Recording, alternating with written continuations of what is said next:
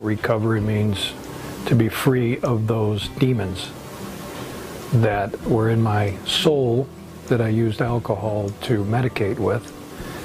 So for me, it's freedom from the use of those addictive chemicals.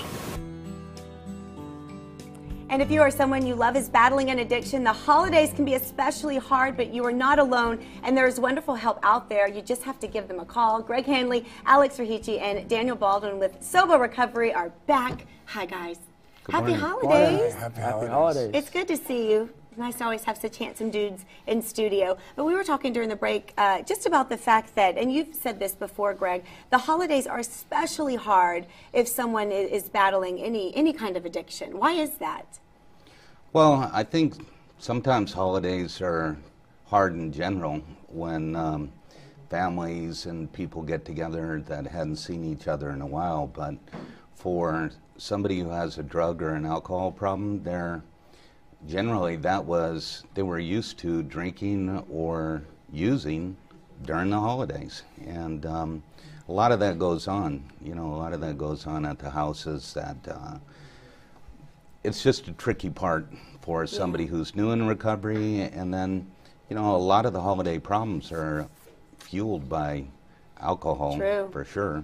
Mm-hmm. Okay, well, I would see how that would make it a little more difficult than your, June or July or the summer or whatnot. Were you going to say something? Well, I think another component to it, too, is that when I was in my active addiction, there was no structure in my life, So now you go into a family dynamic with a lot of free time. And when you have a lot of free time, you have a lot of more opportunities, for these types of things to be triggered. Somebody who is sober and is in a program is somebody who probably has a lot more structure in their life. Mm-hmm. And so I think that excessive free time that gets lobbed at you for a couple of weeks at a time, particularly during the Christmas break, can be very trying for someone without a program. That makes sense. That makes sense. So let's talk a little bit about Soba Recovery. You have opened Soba, Texas, which is here, which is if anyone who is struggling or has someone they love that they feel needs to get some form of help, you are the guys, and I know your program is the best out there, and there's a reason it is. What is it that makes it different? Well, it is it's long term. Yeah. And most of the programs are 30 days, and they honestly, they don't work. 30 days isn't enough time to figure out what's going on and get a handle on it.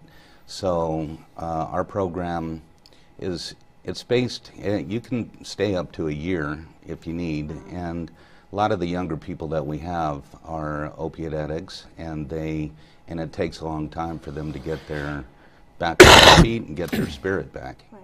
So why are these other programs in that say 28 days and you're out of here, 30 days and you're out of here? Why do they try to claim that works? Because clearly it doesn't work. No, it doesn't work, and I think that there's an acceptance level for the public to understand that this is a disease. So now if I tell you by the time they knock on Greg Hanley's door or call Alex Rahici, they're stage 3 or stage 4 cancer. Would you go and get your chemo treatments the first 2 that month and then stop? Of course you wouldn't. You have a disease that you're convinced that can kill you. There is no difference between the intensity and importance of treating this disease as you would any other that's life-threatening. So with that, I say to you, you would go for the entire program and finish out your chemo and finish out your radiation because you're so fearful that this disease is going to take your life.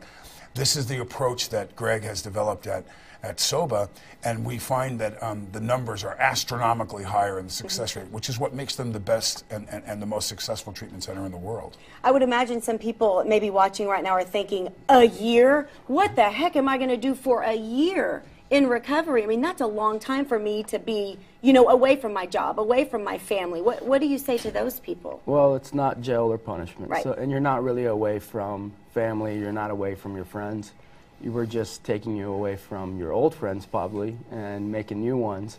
But like we're talking about the length of time. For example, the first person who came to Soba, Texas when we first opened over 6 months ago, he's still with us. Really? So, we can't say names, that we can't disclose that, but more than 6 months later, the part that is like the long term where, up to a year and ongoing is the social side. So it's not that you know, you're in a room in a hospital or in rehab, tied to a bed and having to talk to a therapist, you know, doing 10 hours. It's quite the opposite of that. Well, it's like a family. You always said Yeah, so. I mean, you're just totally. a big family. But the stigma and the acceptance now in this time versus even 10 years ago about being sober, where you'd be at a party and you say, yeah, no, I don't drink, and they go, really? What's, you know, like, now it's being sober. Being sober is cool. Absolutely. People love kids today. They really, it's a cool thing to be somebody who's sober and somebody who wants to go ahead and make their life better. So, you know, that's a big part of it for us. We find that, you know, there's a community of people out there now that are walking around with a smile on their face, and when and watch the other people around you. No, actually, I'm sober. Like, hey, man, great for you. Exactly. Good thing. You know, I mean, totally. people get it. Mm-hmm.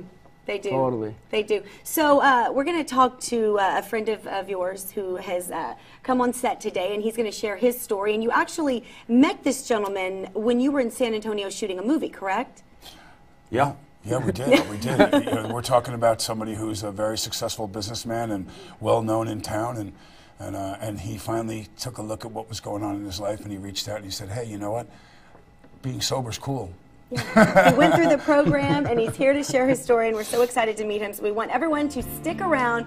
We're going to meet the friend. We're going to hear his story of recovery after the break.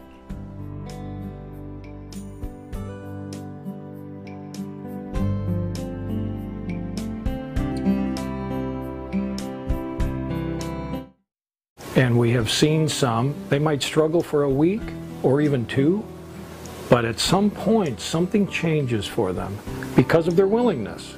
As long as they're here and they listen and they do, they can't help but change.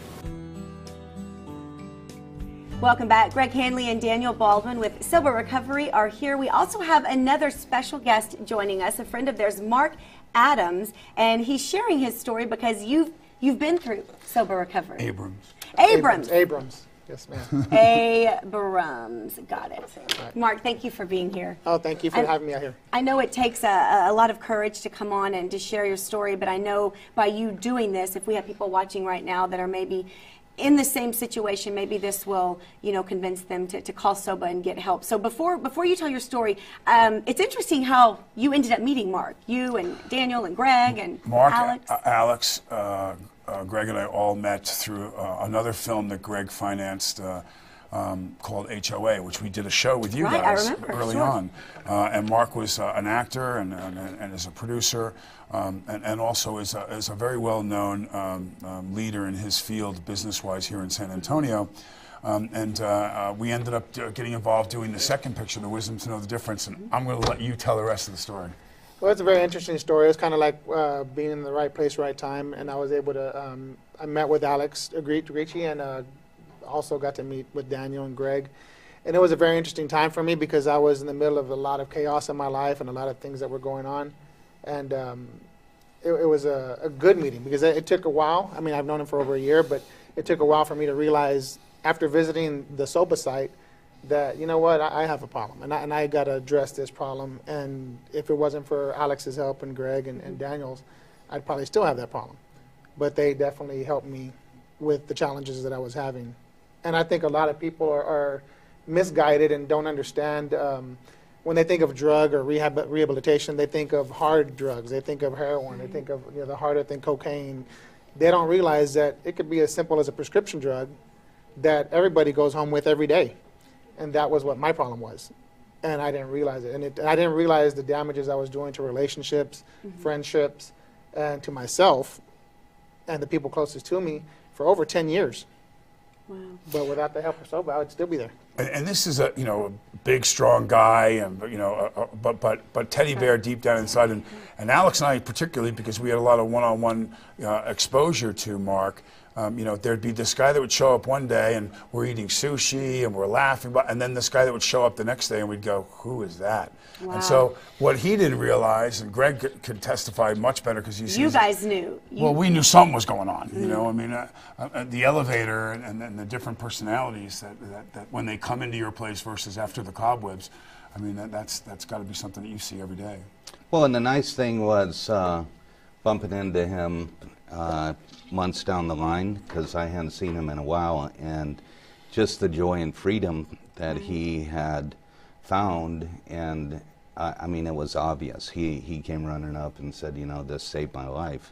And a lot of people who get addicted to prescription drugs don't realize that a lot of them have a half-life. So if you're using a benzodiazepine like a Xanax or Klonopin or something like that, they don't leave your system for a long time, sometimes up to 18 days. 18 days? Yeah, and one of the side effects is that you forget things. So if you're using that, you could also forget how many you took. And when you see, and so you add a little alcohol, or you go to the dentist, or you get a surgery and get a painkiller, that's the lethal combination. Gotcha. And people don't realize because they think it's just a medication. And as time goes on, they tend to take more and more because they want to feel less and less. So, Mark, what was it though that made you finally say, okay, I have a problem and I want to do something about it? What was the trigger? I mean, do you remember the moment? Do you remember what it was? Yeah, I remember the moment because I had a couple of encounters with Alex and Daniel that I consciously didn't know it at the time, but I remember one time where I really went off the wire, and it stayed in my head. And I went to go visit Alex at Soba, and I just saw the clients that they had there and the freedom, and I wasn't what I envisioned a rehab to be. And I thought that, you know, this is something I can do. I know I have this problem. I know I got to get off this prescription drug. And only chance I have is to actually tell somebody. And that's when I sat down with Alex and Daniel and I said, hey, look, I need help. And with the help of Greg, I mean, they were able to help me on the right track. And you know, it took a few months, but like he said, you know, the freedom of, it's not tied down to the bed. You know, I was coming and going, and they just monitored me as I was coming and going on an outpatient type of visit. And it worked perfect. It was. I do have a busy schedule, but yeah, and you were still able to do all of that. And I had to make time for myself though, because I mean, it was going to catch up with me sooner or later, and I just got lucky to meet the right people. And I think everything happens for a reason. I might have met them doing a movie, but look what it ended up doing for me. It ended up saving my life, and a lot of friendships that I was losing because of the issues I was having. They were talking, or we were talking a little earlier about the fact that you're not chained to a bed, you're not stuck in a room. It's a social atmosphere, and it's very family oriented. Did you get that sense of family when you were at Soba, Texas? Yes, ma'am. I mean, there was people there that I didn't even know that I felt freely to go up and talk to. I mean, I would walk up to them. We'd just start talking, and it wasn't about anything that they were there for or what I was there for. We're just talking about the horses that were outside running around, or the nice air outside, the beautiful scenery that was out there, the hill country that's set up in. And it's just really something that people don't expect. I mean, it's not something that where you're caged up. You're in there, and you're free to walk around, and you do whatever you want to do, and you just have to, you know, want to be there. And I think that's what I'm hoping, is that people will see this and want to be there. Sure.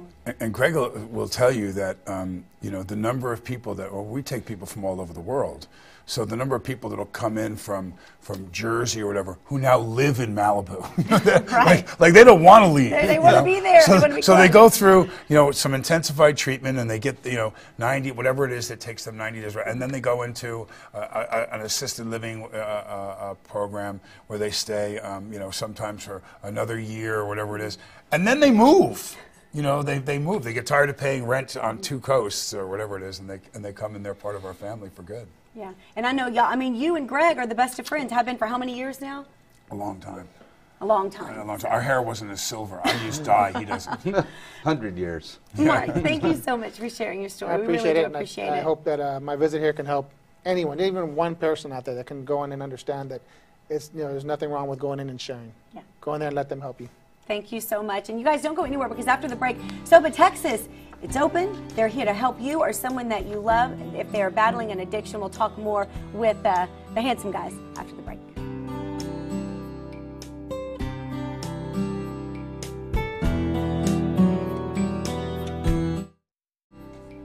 Welcome back. Greg Hanley, Alex Dragici, and Daniel Baldwin with Soba Recovery are here.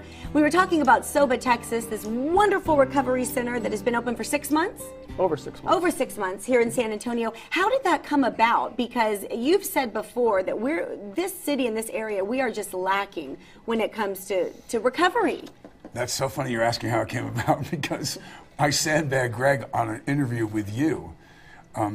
some time back when I said, you know, and Greg Hanley is going to be doing something very special for San Antonio. You did. We got off the show and Greg looked at me, what am I doing for San Antonio? I go, I don't know. And then, well, Greg, tell me, you researched around. Well, yeah, actually, he said that I was donating the money for the film Wisdom to treatment in San Antonio. And he told you you were donating it. Yeah, live on TV. And so I was like, yeah, that's what I'm doing. And when I left, I called Alex and I go, look, find a place that we could help out. And I got a list of places in San Antonio, and he kept going over and finding methadone clinics. And I said, what are you talking about? They're in LA the other day, we're looking up, and there's over 400 treatment centers just in the Los Angeles area. And I think in San Antonio there might be 4. Yeah, 4, and maybe 6 or 8 within 30 or 40 miles. But for a city this big, it's really underserved, and people need help. They need help anywhere. So I asked Alex to find a place here, and he found a beautiful ranch, and you know, the rest. It's now Soba, Texas. Yeah, it took a little while to get it going. And keep in mind too, you know, he'll always understate what he does. There's people that come in sometimes, or there's people that need help, and their insurance, you know, maybe not.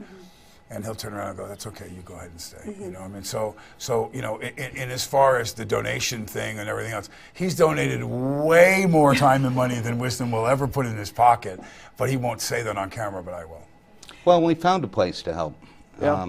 Alpha House or Alpha Home. Here. We went down and met them. Julie and Wisdom it's Wild. this huge women's program downtown that helps family, and it blew me away what they were doing. And so the original goal was, we saw that Alpha House had lost some federal funding, and I said, well, if we open this up and we get some money in, then we'll help bridge that gap for them. So we've been able to do that with another beautiful program that's here in town. And I always ask you this, but you know, you have Soba Malibu, and now you have Soba Texas, and people that would go to Malibu had such success with your program and the way you did it, and it's so different than every other program out there, which we say is 28 days, 30 days. It's never enough time, but Soba is so different. It's so unique, and just for our viewers who this is the first time they're tuning in, tell them why it's different, Greg, and why it works. Well, it was built based on things people needed,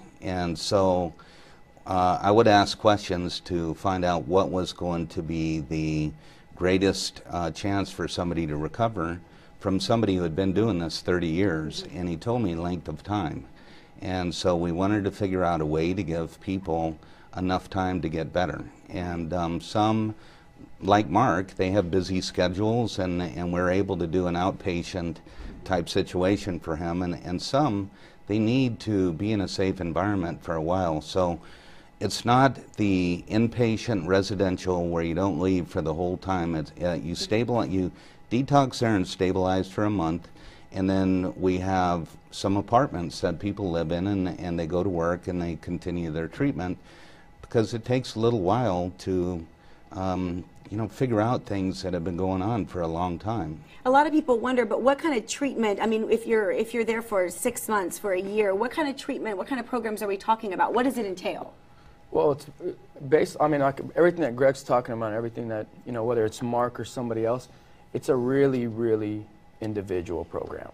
It's not cookie cutter. It wasn't Greg, just what he's talking about. It wasn't him saying, I'm going to open up a rehab, a treatment center, here's what it is, this is how we do it, and everybody comes through. It's really exact opposite of that. You know, everything he's saying is exactly what it is. It's built based on what the needs are. I mean, like... Well, it's multiple modalities, too. Yeah. So you have medical, psychological, psychiatric, so they're going to, which sometimes those words are scary to people, and it's just meeting a therapist and meeting a doctor and letting them figure out your history and what you need. And then you have kind of a spiritual, holistic piece that can be art, music, equine therapy, things like that.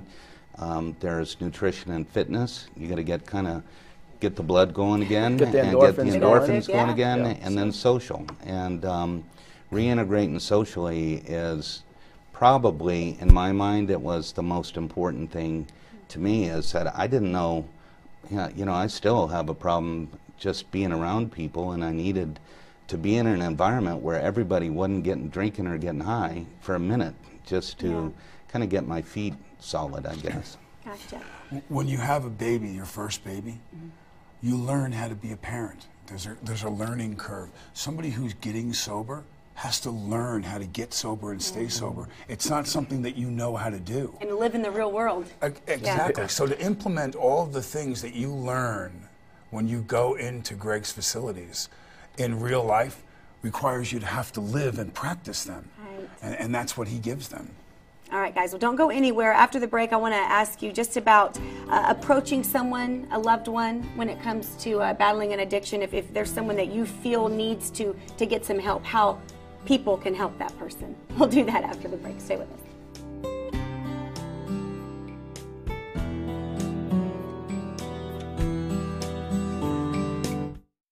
We're back with Greg Hanley, Alex Dragici, and Daniel Baldwin of Soba, Texas. Guys, if there's someone watching right now, they're battling an addiction, they have someone they love who they feel needs to get into recovery, what can they do if they just don't know where to turn right now?